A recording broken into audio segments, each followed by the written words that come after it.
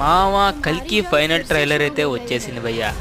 ఎలా ఉందంటే ఒక్క మాటలో చెప్పలేను. ఎందుకంటే మూవీ ట్రైలర్ చూస్తున్నంతసేపు ఒక క్యూరియాసిటీని అయితే పెంచేసింది భయ్య. మనం ఒక న్యూ వరల్డ్ని ఎక్స్పీరియన్స్ చేయొచ్చు ఈజీగా. Director Nagarjuna picking something big అనే చెప్పాలి. ఎందుకంటే ట్రైలర్లో చాలా చాలా చాలా తక్కువ చూపించారు ప్రభాస్ గారిని. అండ్ మోర్ ఓవర్ చాలా ఇంపార్టెంట్ షార్ట్స్ అయితే చూపించారు.